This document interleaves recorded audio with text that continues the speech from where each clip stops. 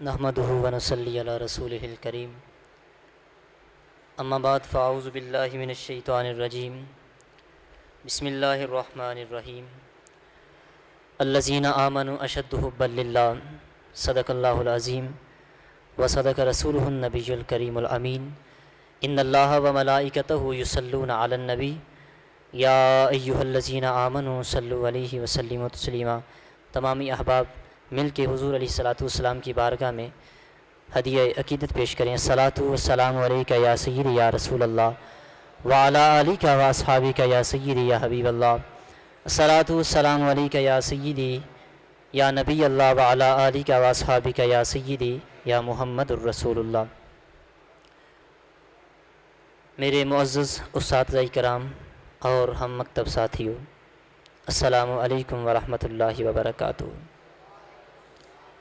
مجھے آج آپ کے سامنے اللہ رب العالمین کے اس فرمان الذین آمنوا اشد حبا للہ کی تفسیر ایک انوکھے انداز میں بیان کرنے کی سعادت حاصل ہو رہی ہے۔ دعا فرمائیں اللہ تبارک و تعالی مجھے حق بیان کرنے کی توفیق عطا فرمائے اور آپ کو اور مجھے سننے کی، سمجھنے کی اور اس پر عمل کی توفیق عطا فرمائے۔ اے کائنات عالم کی ہر شے کے رگو ریشہ میں رچے بسے اور سمائے ہوئے اللہ نور السماوات والارض، اگر عشق نہ ہوتا تو تیرے اس حسن پہ کون مائل ہوتا۔ عشق کے خون نے تیری داستان کو تابناک کر دیا۔ اللہ اللہ، یہ اعزاز تو نے عشق ہی کو بخشا۔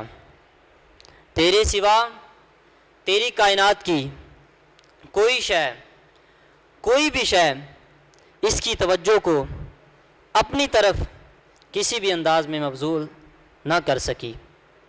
رکوع میں انکسار اور سجدے میں دیدار عشق ہی کو نصیب ہوا۔ اے خسرو خوباں، تیری محبت کے اسیر سدا رنجور رہتے ہیں، مہجور رہتے ہیں، بے چین رہتے ہیں، بے قرار رہتے ہیں۔ تیری محبت کا گرما گرم جام پی کر دمادم سلگتے رہتے ہیں، کبھی نہیں بجھتے اور نہ ہی کسی طرح بجھ سکتے ہیں۔ محبت کے بسمل کبھی جانبر نہیں ہوتے، سدا لوٹتے رہتے ہیں۔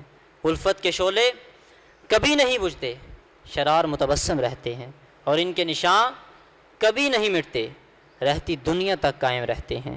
میرے معزز سامعین، ذرا غور تو فرمائیے کہ محبت کے جنون میں کیا کچھ نہیں ہوتا۔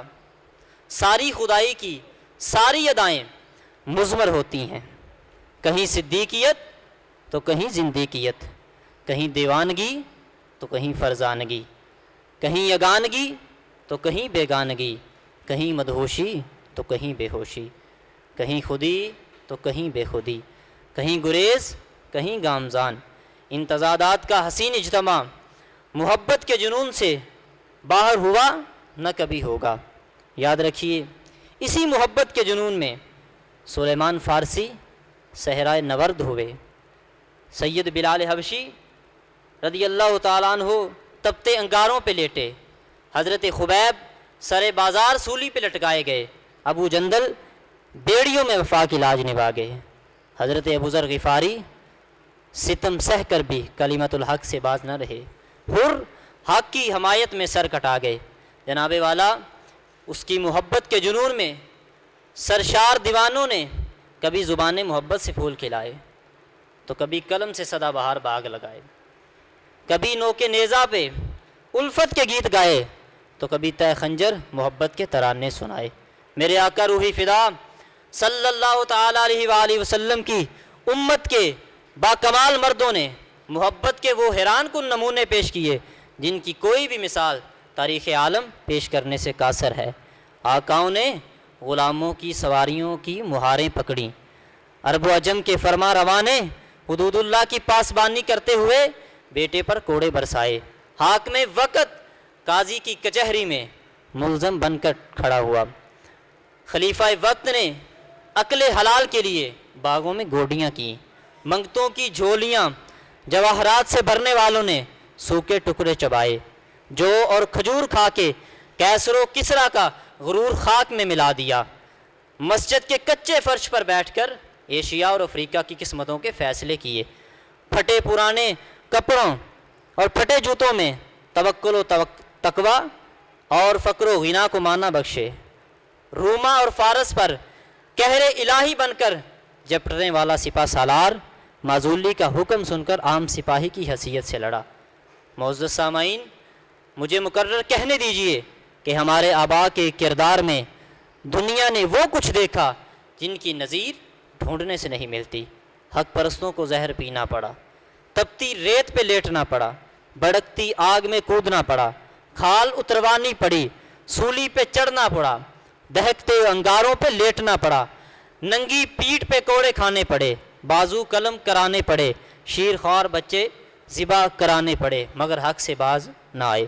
خلاصتاً عرض کرتا چلا جاؤں، عقل نے علم کی تلاش کی، علم نے عمل کی تلاش کی، عمل نے دین کی تلاش کی، دین نے آذان کی تلاش کی، آذان نے کشش کی تلاش کی، کشش نے بے خودی کی تلاش کی تو بے خودی نے عشق کی تلاش کی، عشق نے حسن کی تلاش کی تو حسن نے بے نیازی کی تلاش کی، بے نیازی نے حجاب کی تلاش کی تو جب بے نیازی نے حجاب کی تلاش کی تو عشق نے بے تاب ہو کر سجدے میں سر کٹا دیا، جب بے نیازی نے وفا کی یہ حد دیکھی تو فوراً حجاب اٹھا دیا۔